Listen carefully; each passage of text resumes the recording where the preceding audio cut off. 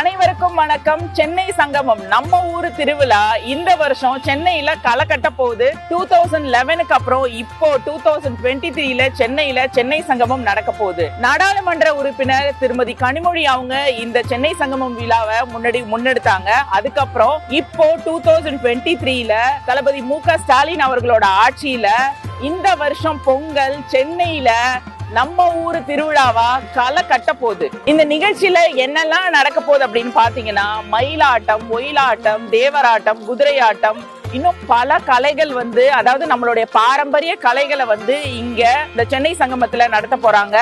இப்ப உள்ள ஜெனரேஷனுக்கு நம்மளோட பாரம்பரிய கலைகளை பத்தி தெரியறதுக்கு வாய்ப்பே இல்லை. ஏன்னா இப்ப உள்ள ஜெனரேஷன் எல்லாமே அவங்களோட லைஃபே கேட்ஜெட்ஸ்ல தான் போயிட்டு இருக்கு. சோ இந்த பாரம்பரிய கலைகளை பத்தி தெரிஞ்சுக்கிறதுக்கு இது ஒரு மிகப்பெரிய வாய்ப்புன்னே சொல்லலாம்.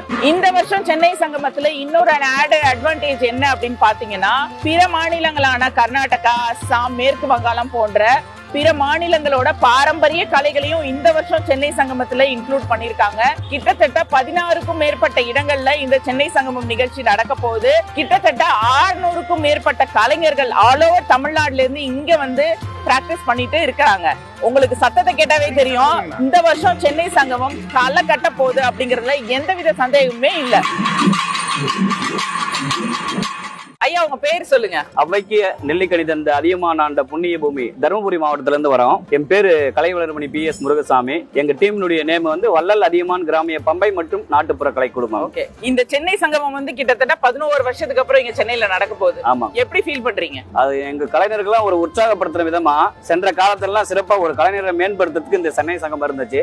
இந்த பொங்கல் திருவிழா காலத்துல எங்க வீட்டுல எல்லாம் சிறப்பாக பொங்கல் கொண்டாடினா இந்த சென்னை சங்கமம் எங்களுக்கு அருமையான ஒரு வாய்ப்பை கொடுத்துருக்குது.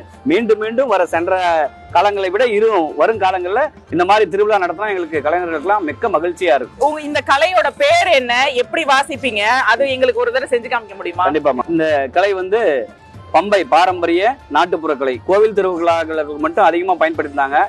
எங்க தலைமுறையில இதை மேடை நிகழ்ச்சிக்காகவும் கொண்டு பல வெளிநாட்டுகளும் இதை கொண்டு போய் சேர்த்திருக்கிற இளைய தலைமுறைகளும் நாங்க கத்துக் கொடுத்திருக்கிறோம். இப்போ நீங்க எனக்காக இந்த உங்களோட கலையை ஒரு தடவை எங்களுக்காக வாசிச்சு காமிச்சீங்கன்னா நல்லா இருக்கும். கண்டிப்பா மேம், அருமையா.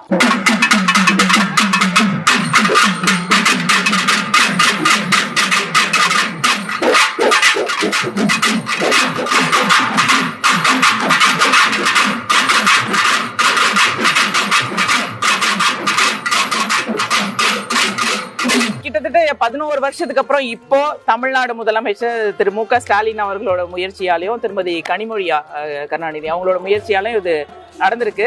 சோ நீங்க அவங்களுக்கு என்ன சொல்ல விரும்புறீங்க? இந்த கவர்மெண்ட் கிட்டத்தட்ட 11 வருஷத்துக்கு அப்புறம் இது கொண்டு வந்திருக்காங்க. இந்த மாதிரி ஒரு நிகழ்ச்சி எங்களுக்கு நீண்ட இடைவெளிக்கு பிறகு சென்னை சங்கமம் நம்ம ஊர் திருவிழா இந்த நிகழ்ச்சியை அருமையான ஒரு வாய்ப்பை எங்களுக்கு ஏற்படுத்தி கொடுத்திருக்கிற தமிழ்நாடு முதல்வர் ஐயா அவர்களுக்கும் இந்த விழாவினை சிறப்பேற்று நடத்தி கொண்டிருக்கும் கனிமொழி அம்மா அவர்களுக்கும் எங்கள் கலைக்குழுவின் சார்பாகவும் ஒட்டுமொத்த கலைஞர்கள் சார்பாகவும் மனமார்ந்த நன்றியை பறைசாற்றுகிறோம்.